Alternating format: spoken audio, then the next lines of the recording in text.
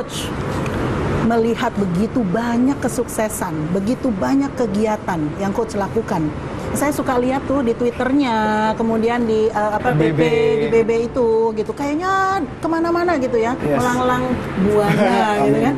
Kalau boleh tahu Coach, gimana sih caranya membagi waktu antara semua kegiatan-kegiatan yang segudang itu dengan keluarga, dengan kehidupan sosial dan lain sebagainya? Gimana Coach? Oke, kebetulan saya adalah tipikal orang yang sangat senang dengan bertemu dengan orang ya. Senang dengan orang dan saya senang belajar. Jadi saya menikmati banget, enjoy banget ketika saya mengajar, saya berinteraksi dengan mereka. Bahkan ada beberapa orang nanya sama saya, Coach nggak capek? Orang foto 300 orang pesertaan dan Anda masih senyum aja dan sebagainya. Saya bilang enggak. Itu adalah sebuah kebahagiaan buat saya ketika teman-teman berubah. Dan itu saya enjoy sekali. Dan bagaimana cara saya mengatur waktunya? Kalau mengatur waktunya, saya punya waktu khusus untuk anak-anak saya. Punya waktu khusus? Punya waktu khusus. Jadi saya mengatur paling nggak seminggu sekali, biasanya sekitar Jumat malam, saya punya waktu. Jumat malam punya waktu bersama anak gitu ya. Kalau kemarin karena saya perginya beberapa hari dan anak ada di Bandung, 5 hari belajar, dia belajar juga di Bandung. Akibatnya saya kompensasikan kemarin tuh. Jadi saya pulang dari Palangkaraya, begitu nyampe langsung pergi nonton 2 film sekaligus. Nah itu saya atur waktunya. Bagaimana dengan istri? Saya percaya kalau biasanya orang setelah menikah, kadang-kadang suka melupakan bagian yang ini.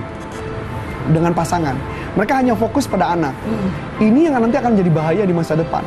Kalau kita tidak maintain hubungan. Nah saya percaya oleh sebab itu saya harus maintain hubungan saya dengan istri saya. Saya kadang-kadang jalan berdua sama istri, kadang-kadang meeting juga berdua, ntar di mobil kita makan-makan dulu atau apa. Nah pada saat itulah hubungan saya bisa terjalin lagi dengan baik dengan istri. Karena kalau enggak, misalkan saya tidak memberikan perhatian saya kepada istri saya, jangan-jangan istri saya nanti diambil orang ya misalnya. Oh iya benar. Iya, kayak gitu. Jadi kehidupan boleh dibilang cukup seimbang nih Coach. Cukup seimbang. Bahkan, nah yang paling menarik mungkin tambahannya adalah satu lagi. Saya masih menyempatkan diri saya ke gereja, walaupun saya ngajar di hari Minggu sekalipun. Saya berangkat itu bisa ke gereja yang paling pertama, misa pertama. Jam 6 pagi, ada yang setengah 6, lakukan. Kalau di daerah gimana? Saya selalu mencari kesempatan mencari gereja, dan saya selalu berdoa. Karena buat saya, kehidupan saya ini terjadi bukan karena saya sendiri, tapi karena maunya dia juga. Dan saya percaya, saya diciptakan oleh Tuhan, pasti juga tujuannya adalah untuk berbagi kepada sesama, supaya mereka jauh lebih sukses lagi dan lebih bahagia pastinya. Gitu. Coach, jadi kalau saya dengar seperti ini, Coach itu sangat memperhatikan sekarang adalah balance life ya tadi. Jadi kerjaan keluarga tapi nomor satu yang tidak boleh dilupakan adalah Tuhan ya. Kemudian setahu saya Coach ada satu moto tuh. Motonya apa sih Coach? Moto saya adalah your best friend for finding your true potential. Your best friend for finding true potential. Oke, itu adalah maksudnya Coach Arief. Jadi apa tuh maksud dari moto itu? Saya coba ceritakan sedikit. Saya juga waktu dulu awalnya nggak sadar. Beberapa para perusahaan-perusahaan yang meng-hire saya dan beberapa coach yang bekerja sama dengan saya, mereka bilang kelebihan saya adalah di after sales service. Materi semua trainer hampir sama pasti. Tapi ujung-ujungnya perbedaannya ada di after sales service. Saya selalu menyapa mereka, saya selalu menanyakan bagaimana progresnya mereka, kegiatan mereka bagaimana, growth-nya bagaimana. Bahkan saya tanya kadang-kadang mereka bisa curhat sama saya. Saya per hari ini punya 3 BB, dan 3 BB saya dua-duanya 2000. Dari 2000 database, dan mereka setiap bertanya kepada saya pasti saya jawab satu persatu. Email pun saya jawab satu persatu. Mereka bertanya, Coach masih punya waktu untuk menjawab itu semua? Saya bilang, yes. Itu salah saya kenapa saya mau jadi trainer kan gitu ya. Kenapa saya mau jadi coach. Jadi saya harus berkomitmen melakukan itu.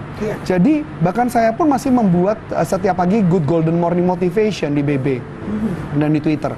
Dan itu saya masih lakukan rutin. Senin sampai Jumat tidak pernah terputus. Saya sudah melakukan itu setahun lebih. Saya melakukan itu. Dan itu yang membuat orang-orang selalu bertanya, terima kasih Coach Arief, karena Coach Arief membuat saya termotivasi setiap pagi, bangun pagi termotivasi gitu ya. Saya bilang, Coach Arief ide dari mana? Saya bilang, itulah kerja keras saya. Kalau saya mau jauh lebih sukses, saya harus mau jauh lebih banyak belajar lagi dibandingkan orang lain. 1 tahun buat saya harus belajar minimal 4 guru, Bu. 1 tahun minimal 4 guru. 4 guru. Baik lokal maupun luar. Jadi kalau misalnya saya katakan sekarang kebanyakan udah di luar, karena yang di lokal sudah kebanyakan saya sudah pelajari semua. Jadi saya banyak belajar di luar. Kenapa saya mau melakukan itu? Saya cuma bilang karena saya mau jadi your best friend, benar-benar best friend. Kalau dia nggak ketemu potensialnya, saya bukan best friend mereka. Saya cuma hanya mau mencari keuntungan dari mereka, tapi mau tidak membantu membuat mereka growth. Jadi itu yang benar-benar saya kuatin untuk melakukan itu. Itu gambarannya. Apakah itu akibat coach dulu pernah sampai jatuh, sampai di bawah, sehingga coach merasa bahwa mungkin di luar sana ada orang yang mengalami seperti yang coach alami gitu ya? Saya merasakan sekali, bahkan kayak contoh, banyak orang yang datang kepada saya menceritakan kehidupannya, banyak beberapa orang yang cuma hanya melakukan pembenaran perkataannya. Kalau melakukan pembenaran, saya nggak akan berbicara apa-apa. Karena buat saya, ada kalimat di saya adalah be right or be rich. Be right artinya orang yang menjadi paling benar. Atau menjadi orang yang paling kaya. Menjadi orang yang paling benar, biasanya mereka bukan orang kaya. Karena mereka sudah banyak alasan, tidak mau melakukan perubahan, tidak mau melakukan perbaikan lah gitu ya. Jadi be right adalah dia nggak akan menjadi apapun. Saya bilang lebih baik menjadi orang yang paling benar, be right, atau menjadi orang yang paling be rich. Kalau saya katakan saya lebih prefer yang menjadi be rich. Nggak usah istilah benar atau enggak, yang penting kita lakukan, yang penting halal, ekologis. Betul sekali. Nah, ya kayak gitu. Betul sekali.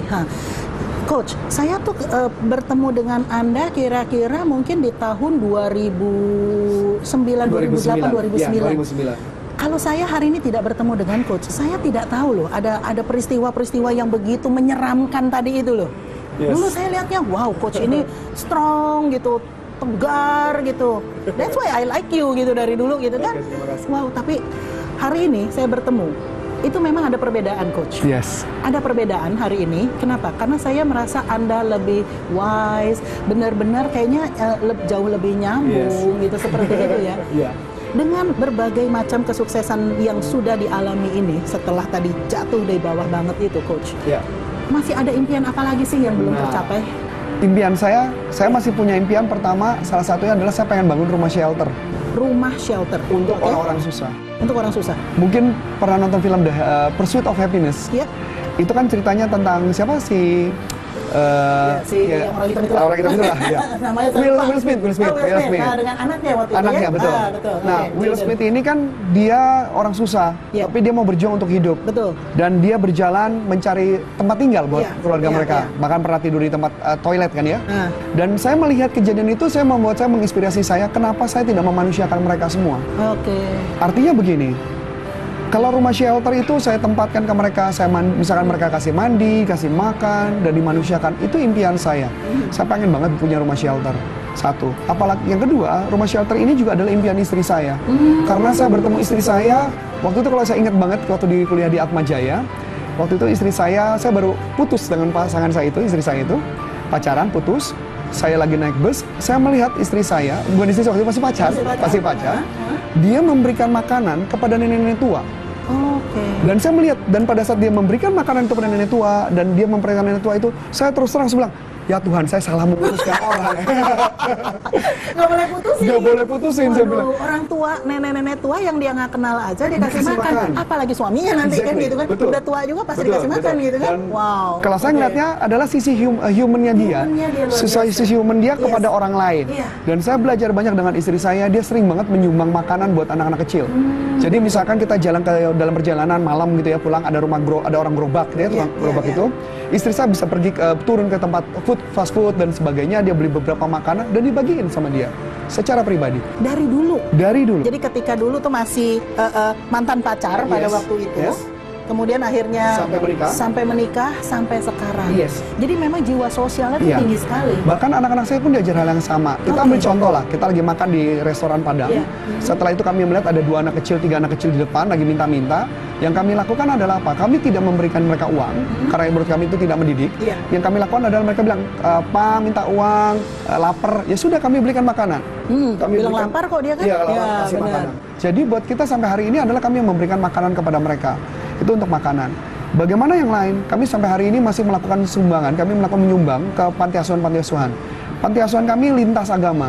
Jadi kami pernah menyumbang juga ke panti asuhan Muslim, ke panti asuhan Kristen, kami dan ke Buddha pun juga kami melakukan semua. Karena menurut kami semua ini adalah human yang harus dibantu. Saya punya impian, seandainya saja setiap orang bisa jadi sukses, mereka menyumbang uang minimal 5% saja, nggak usah 10 lah ya, kalau mungkin gereja bilang 10. Tapi saya bilang minimal 5% saja, pasti kehidupan jauh lebih baik. Nggak ada orang miskin lah ya di dunia ini ya. Apalagi kalau kita lihat Bill Gates. Bill Gates pada penelitian di bulan Oktober tahun 2012, dia menyumbang hartanya 5%. Di bulan Oktober 2012, hartanya meningkat 12%. Artinya, terjadi peningkatan 7%. Dan itu pun angkanya pasti progresif, bukan rata flat pasti kan. Dari sini saya melihat bahwa Tuhan mempunyai peranan lagi dalam kehidupan kita. Peranan itu yang harus kita manfaatkan. Jangan mentang-mentang kita dapat uang, kita melupakan itu. Nah, memang sebenarnya banyak sekali yang kadang-kadang mengirimkan saya chatting atau SMS bilang, Coach, saya mau minta disumbang dan sebagainya. Kalau saya mengatakan sumbang buat saya no problem. Saya cuma tanya dulu kepada mereka, ini bener apa enggak? Karena banyak yang sebenarnya oknum-oknum yang nggak jelas gitu ya. Yang penting buat saya selama itu jelas. Nah, saya coba beruntung melakukan itu dan saya mengajak teman dan semuanya. Itu yang pertama. Yang kedua, impian saya adalah saya punya impian adalah saya pengen punya beberapa perusahaan lagi, beberapa perusahaan yang berkembang, beberapa perusahaan untuk membantu manusia-manusia yang lainnya, human lagi baik lagi. Bahkan saya baru saja membuat satu PT baru lagi, PT baru berkaitan dengan tentang business coaching. Business coaching itu juga lagi dalam progres yang perjalanannya cukup bagus, semuanya juga cukup bagus. Dan itu yang saya kasih gambaran. Dan ada mungkin istri saya juga pengen punya sekolah, dia pengen punya sekolah dan itu cita-cita berikutnya. Dan kemudian kami pengen punya lembaga pendidikan, tentang food and beverage dan sebagainya. Itu cita-cita yang berikutnya. Food and beverage itu dalam arti kata punya restoran, punya kafe gitu ya. Betul, kafe kayak gitu. Jadi itu yang kami garap ke depannya. Nah, oleh sebab itu saya cuma hanya mengatakan apa yang membuat saya mau melakukan ini? Kenapa saya bisa begitu semangatnya dan luar biasa? Saya cuma jawabnya cuma satu. Ketika Tuhan sudah memberi kesempatan, maksimalkan kesempatan itu. Push your limit. Push your limit. Dan yang paling penting, do it now. Jangan ada penundaan. Jangan penundaan. Kalau Anda menunda, Anda nggak akan pernah berhasil. Mereka sama-sama manusia, sama-sama human, kita bisa temuin orang itu siapapun. Kita harus percaya bahwa kita bisa bantu orang lain selama kita mau dan kita pasti bisa. Coach, kalau boleh tahu nih, Coach, idolanya siapa sih di dunia ini? Wow, idola banyak Bu. Idola banyak. Banyak. Kalau idolanya saya pertama pasti Richard Bandler adalah one of them-nya, Anthony Robbins, T. Harv Eker, kemudian Jack Canfield. Sebenarnya ada satu lagi yang saya lagi sangat idolakan, cuman beliau orangnya sudah wafat, yaitu adalah William Clement Stone. Dia sebenarnya, saya juga baru sadar William Clement Stone itu sebenarnya ternyata teman baiknya Napoleon Hill. Dan saya baru sadar itu, ternyata William Clement Stone inilah saya mendapat banyak banget ide, masukan, dan bahkan buku-buku zaman 19 sekian, 18 sekian saya bongkar semua, dan saya mendapat knowledge dari mereka semua. Kayak gitu. Karena juga paling enggak, selain itu mereka juga filantropi kan ya, melakukan sumbangan. Itu sih yang menurut saya yang jauh lebih menarik. Oke. Sahabat Excellent, jangan kemana-mana karena setelah ini kita akan mendengarkan apa pesan-pesan dari Coach Antonius Arif untuk Anda semua. Tetaplah bersama saya, Eli Sutrisna. Kalau orang lain bisa melakukan, pasti kita bisa melakukan. Tentunya itu. Yang membedakan hanyalah skillnya kita, dan kemudian adalah kemampuan kita untuk mengadaptasinya.